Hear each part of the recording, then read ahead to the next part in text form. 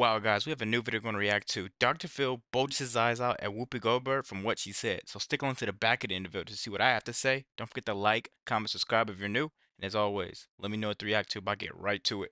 In like 08, 09, smartphones came on and kids they stopped living their lives and started watching people live their lives. We start with agreement, and then he's going to set the whole place on fire. So we saw the biggest spike and the highest levels of depression, anxiety, loneliness, and suicidality since records have ever been kept.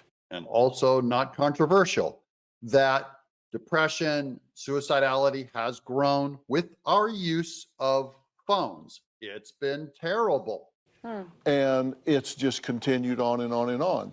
And then COVID hits 10 years later. I strongly suggest you guys stick on to the end of the video because I'm going to have a lot of stuff to say about this.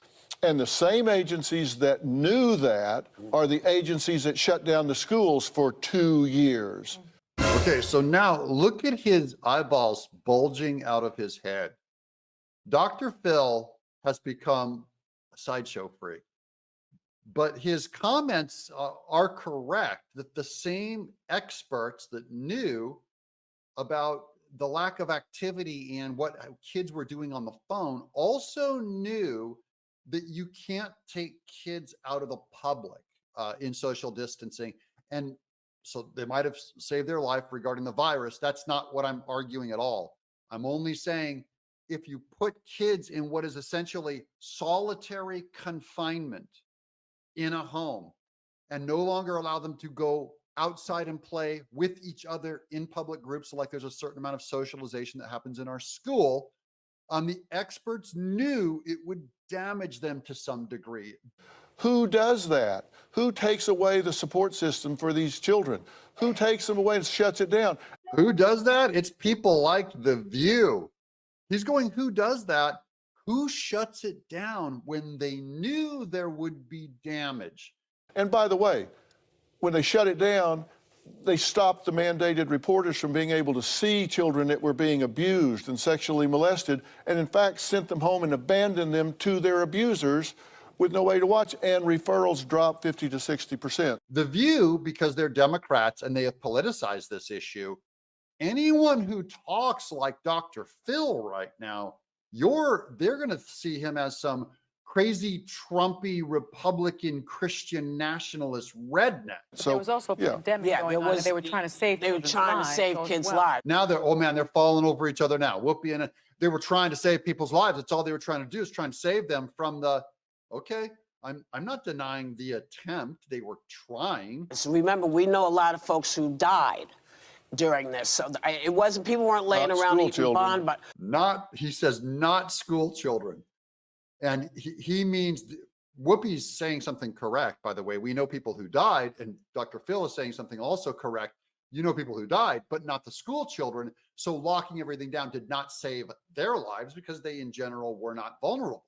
Well, you know what? We're lucky. Maybe we're lucky they didn't, because we kept them out of the places that they could be safe. That's not what happened. It's the kids just were not vulnerable to this particular virus the way that older people were. She has invented a political narrative. Because no one wanted to believe we had an issue. Now, that's not true, that no one wanted to believe that we had an issue.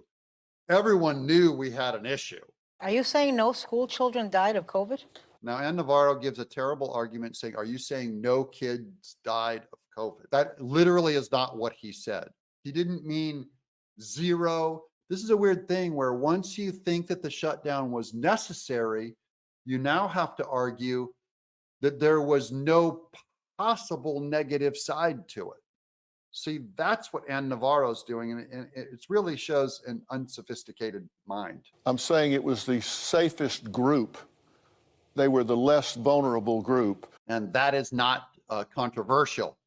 It is to The View, because they have a political agenda to demonize people who are not 100% on board, yes, sir, marching to the flag and the goose-stepping in the streets. And they suffered and will suffer more from the mismanagement of COVID than they will from the exposure to COVID. And that's not an opinion, that's a fact. Dr. Phil has done something that is very rare to see on The View. The audience is clapping for him, and they're against all of the 5 panelists on The View. And the hosts are just going to go unglued on them. They're getting this. Well, Phil, we don't even have time to talk it out now, man. Oh, yeah, we can't even talk. And Phil's going like, yeah, I'd love to talk about this more. And Whoopi's like going, Dr. Phil has a book. Goodbye, everybody. But thanks for coming. The new book is called. Wow, guys, he hit the nail right on the head. People stopped living their lives and started watching people live their lives. That's so backwards. When I was a kid, there was Play 60, so you had to play outside for an hour of the day. My mom even made sure I play outside. It got really annoying.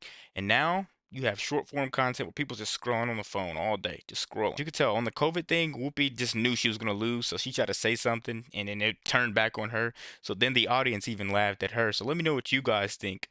And you know, when Whoopi says this is their book, she lost the debate. So don't forget to like, comment, subscribe, and let me know what to react to.